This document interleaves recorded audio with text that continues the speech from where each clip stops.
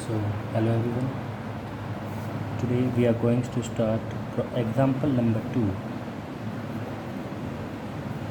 on page number 64. The reason for starting the example number 2 before problem number 4 is that problem number 4 is just an extension of example number 2.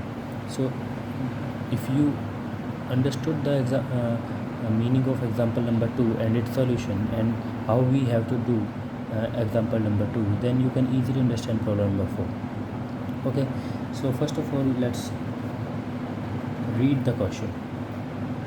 Find the electric field at a distance z above the midpoint of straight line segment of length 2l that carries a line charge lambda. Okay, so the figure is given like that. It has a line charge here which is lambda. Okay, and we have to find the electric field at a distance z. This is z, let it be a. Okay, and the length of this line segment is 2l. Okay, this is origin, suppose. Then we have to calculate the electric field here due to this. Let's suppose a small segment.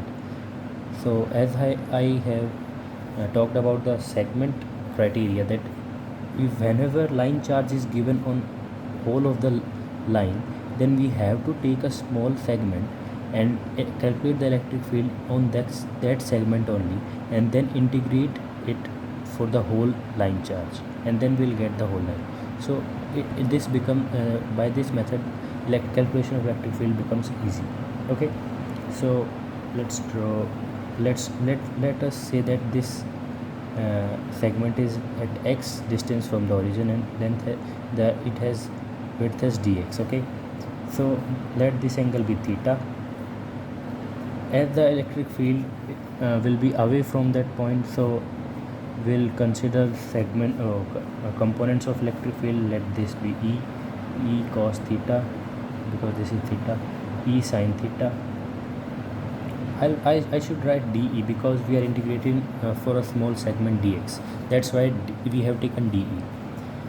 We are taking small segment dx. That's why we are taking dE. Okay, so I'll write here that as we know that dE is equal to what we have, k lambda dx upon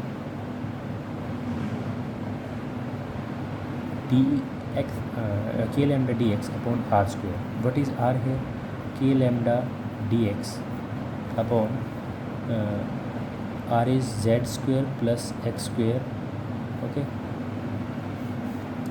and now we'll see that E net is equal to integration over dE along z axis minus dE along x axis.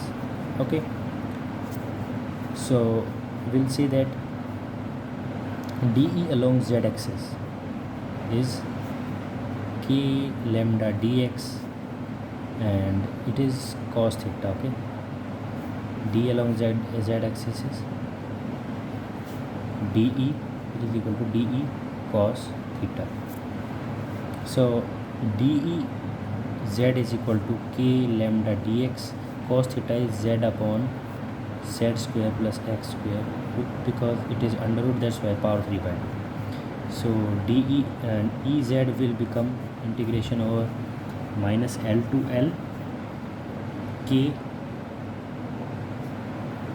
lambda dx z upon z square plus x square raised to power 3 by 2. And thus we have calculated this integration in the problem number 3, and we get the result as k lambda z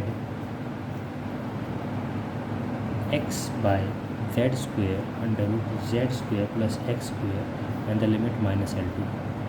Similarly for Ex will get minus L to L k lambda dx, as it is equal to dE sin theta. That is why we have sin theta is x upon z square plus x square raised to power 3 by 2. This becomes Ex is equal to k. So we have also calculated this integration, and this integration came as k lambda by under root z square plus x square and the limit minus L to L. Okay, so on putting the limits and calculating, we get E net as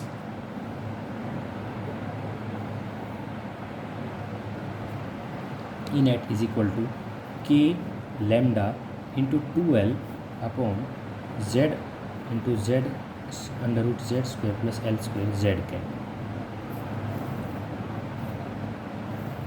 So this is the electric field due to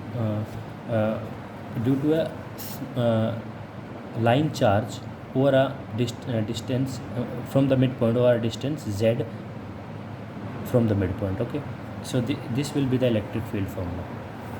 So it will be used as a directly in problem number 4 that I will go and discuss in my next video. So keep watching. Thank you.